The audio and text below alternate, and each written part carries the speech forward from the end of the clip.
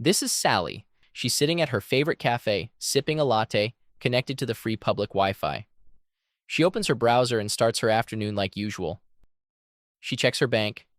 She scrolls through Instagram. She Googles a symptom she's been worried about. Nothing unusual, just a normal afternoon online. But 2 tables away, there's Kim, an ethical hacker and penetration tester. He doesn't know Sally personally. He doesn't need to. And here's the part that should worry you. Kim isn't even connected to the cafe's Wi-Fi. He never entered the password. He never joined the network.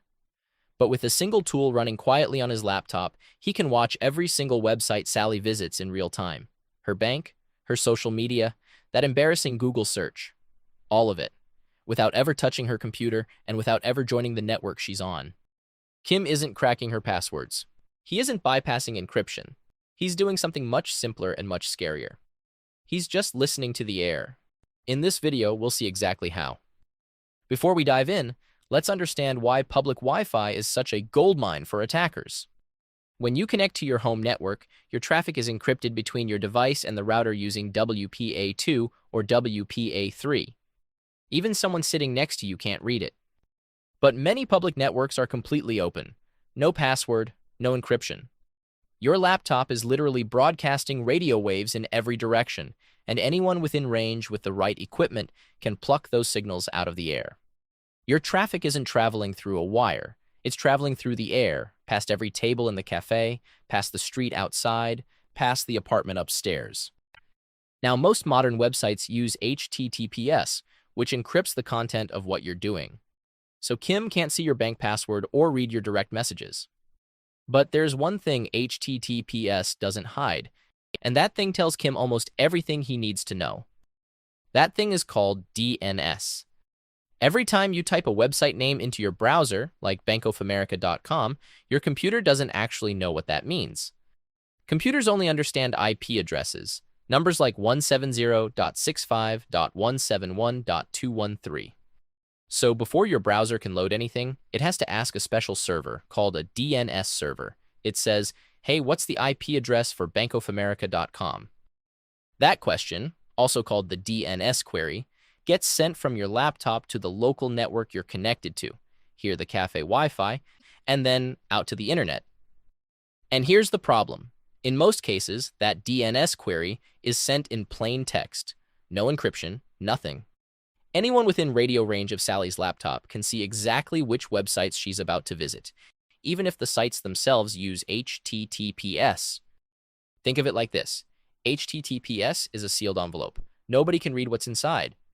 But DNS is the address written on the outside of the envelope, and anyone watching the mailroom can write down exactly where every letter is going. So how can Kim actually see that traffic? Let's dive in. Like most laptops, Kim's laptop has a Wi-Fi adapter, and he needs to put it into what's called monitor mode. In normal mode, a Wi-Fi card only listens for traffic addressed to it. In monitor mode, it listens to Wi-Fi traffic in the air from devices within range. To flip his Wi-Fi card into monitor mode, Kim types sudo Airmon-ng start wireless LAN 0. Airmon-ng is a tool that lets Kim put his Wi-Fi adapter into monitor mode. Start tells it to turn monitor mode on, and wireless LAN 0 is the name of Kim's Wi-Fi adapter.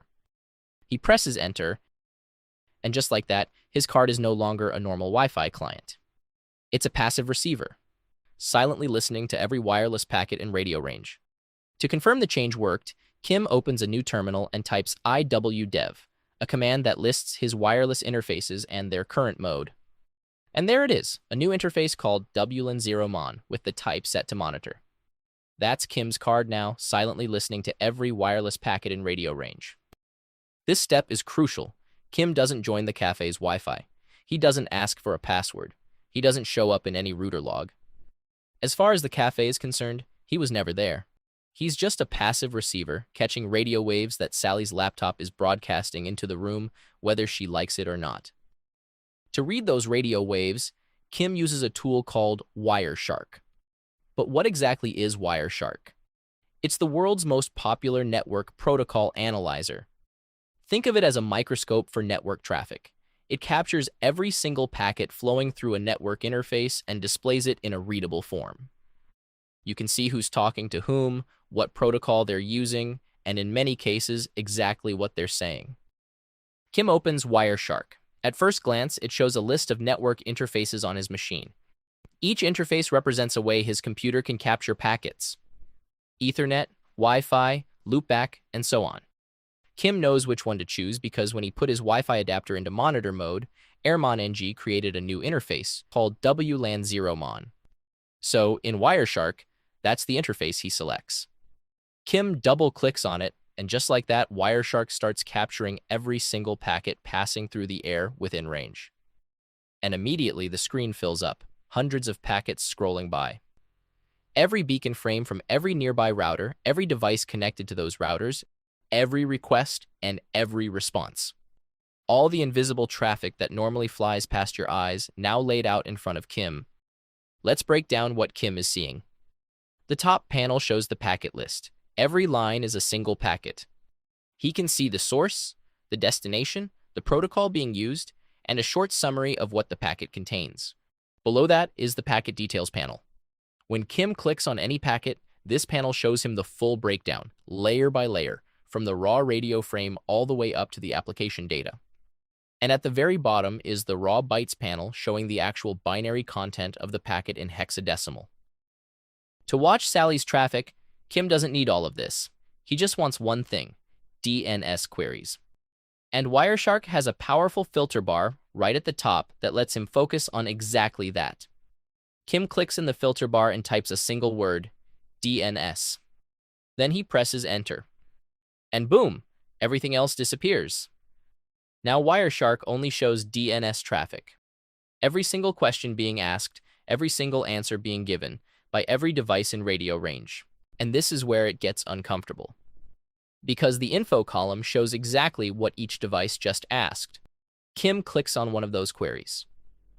In the details panel, he expands the DNS section, then the queries section. And there, written in plain text, is the domain name: bankofamerica.com. Sally just went to her bank. A few seconds later, another query: Instagram.com. Then another one: webmd.com. Then another one: Amazon.com. And another one: Netflix.com. Kim didn't crack any passwords. He didn't bypass any encryption. He didn't even join the cafe's Wi-Fi network. He just sat there with his laptop closed on his knees, and Sally's device broadcast all of this into the air for him to catch. In the span of 5 minutes, he's built a complete picture of who Sally is, what she's worried about, where she banks, what she buys, and what she watches at night. For an attacker, this is gold. Knowing which bank Sally uses means Kim can send her a perfectly crafted phishing email that looks like it came from her actual bank. Knowing she just searched for medical symptoms means she's emotionally vulnerable and more likely to click on a suspicious health-related link. Knowing her habits, her routines, her interests is the raw material for social engineering. And Sally has no idea. Her browser is happily loading pages. Her bank connection is encrypted. Her passwords are safe. But the map of her entire digital life just walked out of the cafe in Kim's laptop. The good news is, protecting yourself is easier than you'd think. First, use a VPN on public Wi-Fi. A VPN wraps all of your traffic, including your DNS queries, inside an encrypted tunnel. Kim would still see packets flying through the air, but he'd have no idea what any of them mean. Second, enable DNS over HTTPS in your browser. Most modern browsers support it. It encrypts your DNS queries so they can't be read on the network. It's a simple toggle in your browser settings. Third, avoid open Wi-Fi networks whenever you can. Your phone's hotspot, even a paid Wi-Fi with a unique password, is dramatically safer than an open network anyone can join. And finally, remember this: on public Wi-Fi, you're never really alone. Someone is always listening, and they don't even have to be on the network. And that's for today. Kim didn't hack Sally. He didn't break in. He didn't even connect to the same Wi-Fi. He just sat 2 tables away with the right hardware and let her tell him everything without saying a word. Thanks for watching. If you found this helpful, hit the like button, subscribe, and turn on notifications so you don't miss the next episode. See you there. Bye-bye.